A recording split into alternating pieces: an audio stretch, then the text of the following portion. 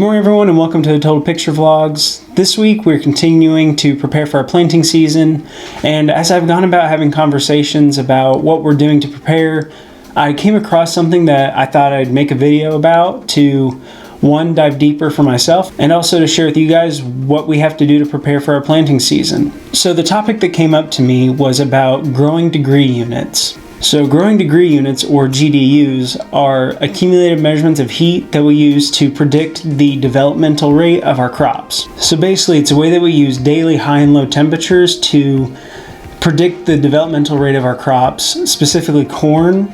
So the way that we use this to prepare for planting is we take a projected forecast and look at the high and low temperatures, and we use that to predict if our soil is ready to receive our seeds, and if after we plant our seeds, if they're going to have a good start before emergence to fully be set and grow into sturdy crops. And then once we are planted, we begin to track GDs. So growing degrees are temperature values that are averaged by daily highs and lows, and then we subtract a base temperature based on the crop. So our formula is we take the high and average it with the low, so high plus low divided by 2, and then we subtract our base temperature, which for our corn plants here in Indiana is 50 degrees.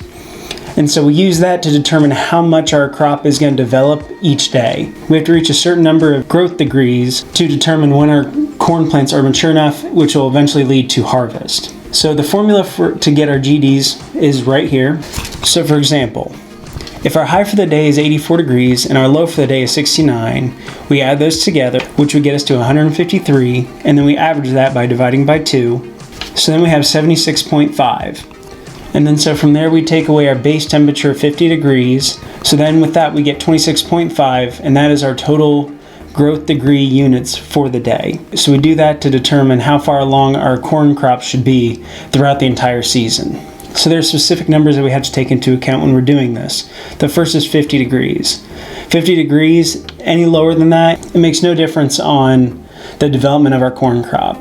The same thing for a high end at 86 degrees. From there, the growth rate of our corn can optimize no further. That is the upper limit of temperatures for our corn to continue to increase its optimizational growth. So say the high for the day was 90 degrees. We'd still count that as 86 degrees because it makes no difference at that point. And the same thing for 50 degrees. If it's below 50, it's counted as 0.